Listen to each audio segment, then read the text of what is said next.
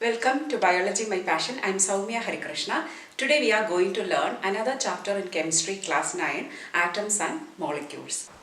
So far we discussed all the theories what proposed or finally came to the conclusion that matter is made up of atom. So now what is atom? Atoms are the building block of any matter. For example, if this wall, if you see any building when we construct, we know that basically we need bricks. So bricks are arranged one above the other to make the entire building. The same way any substance made up of atom. Suppose this pen, if I break down, I will get the, I know it is plastic, but that plastic again if I break down, finally I will get atoms of that particular element that makes the plastic. So anything if you break, finally we get atoms. But we know atoms are invisible. That means we cannot see atoms using our naked eye. Very sophisticated microscopes like scanning, tunneling, electron microscope and all can give us some picture of atoms. Otherwise it's not possible to see atoms. So atoms are very small. So whenever there is some, but they are spherical in nature. So when we want to measure, we are using the atomic size is measured in terms of the radius of the atom.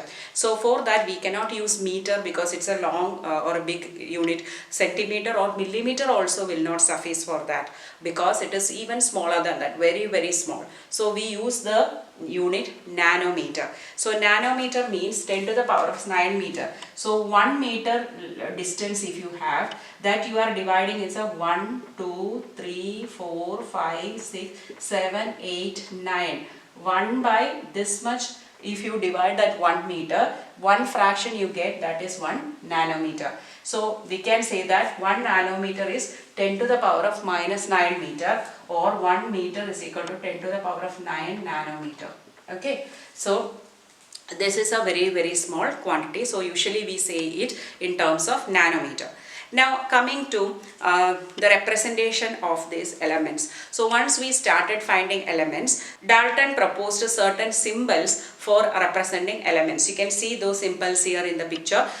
You can see that many of them are little difficult and inconvenient to draw. So every time we cannot draw like this, and now they are not in use because another Swedish chemist called Berzelius, he proposed that we can use 1 or 2 letters of the names itself to indicate the elements. So like that we started using different letters to indicate the different elements. When we started naming elements initially, we consider different parameters. For example, in case of copper, it is named from the place it was obtained, that is Cyprus. So copper is from the word Cyprus. But sometimes we use colors also. For example, the name gold is obtained from the word itself. It means yellow in English. To unify all these names, we started IUPAC, that is International Union of Pure and Applied Chemistry. This organization is now responsible for verifying and giving names to the elements. So for this, usually we use the first letter.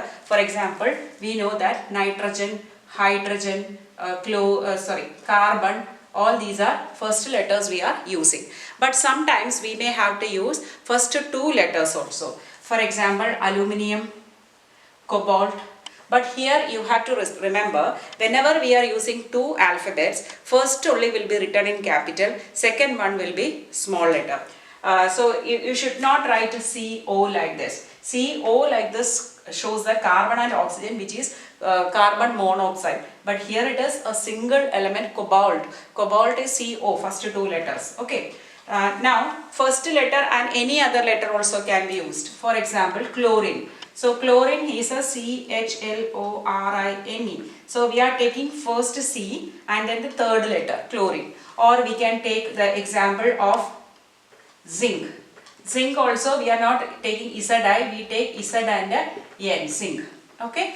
Now apart from that, there are certain elements named from their Latin, German or Greek names. For example, iron. Iron is not represented with I for iodine. But iron also starts with I, but iron is named after its Latin name ferrum. So first 2 letters of ferrum, Fe, we are using. The same way sodium. Sodium is not S. S is for sulfur. Whereas sodium is represented as Na, it is obtained from the word natrium. Or potassium. P we don't use. P is phosphorus. So here P stands, potassium is represented by K. K stands for Kalium. So these are the different ways of naming the elements. In this table, you can see a few elements and their symbols. You can see in the first column itself, aluminium, argon, barium, calcium, bromine, cobalt, all are using first two letters. Whereas chlorine is using first letter and another letter of the name. And boron and carbon are using first letter alone.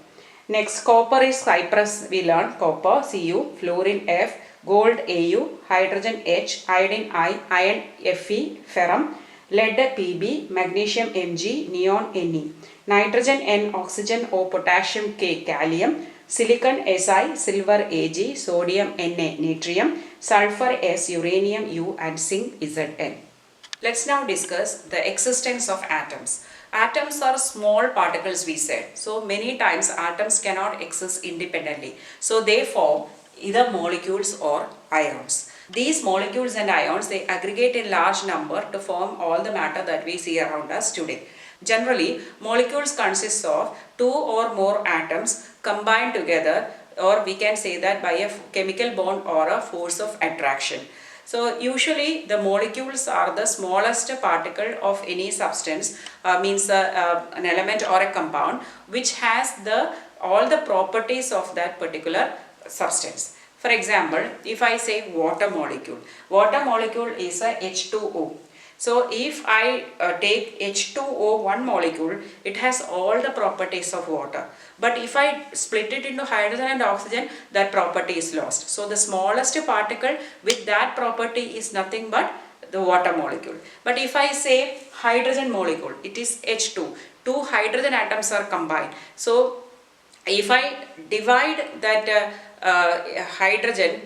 two hydrogen into individual ones, then that property of that hydrogen molecule is lost, is just exists as an atom. Molecules can be formed either by the atoms of the same element, that's called the molecules of elements, we say, or they can be formed by atoms of different elements, they are called the molecules of compounds. For example, in this case, molecules of elements, we can say argon, helium. In these two cases, actually there is only one atom is forming that particular molecule. This is called a monoatomic. Mono means one atom only.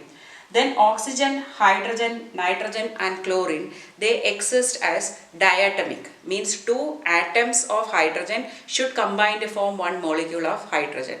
The same way, two atoms of oxygen form one molecule of oxygen. Two atoms of nitrogen form one molecule of nitrogen. On chlorine also the same. But when it comes to phosphorus, phosphorus is P4. It is a tetraatomic. Okay, that is more than two, we can say polyatomic. So here it is P4. Phosphorus is 4 and the sulfur is 8. 8 atoms of sulfur will form the sulfur molecule. Whereas when it comes to molecules of compounds, here different elements, atoms of different elements are combining in definite proportion. Here water has hydrogen and oxygen, whereas ammonia has a nitrogen and a hydrogen. Carbon dioxide has carbon and a oxygen.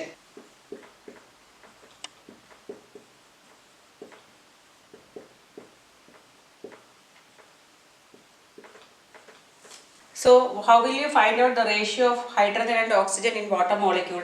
We know water molecule has hydrogen and oxygen. We know that they are combined in the ratio of mass, that is 1/8 is the proportion.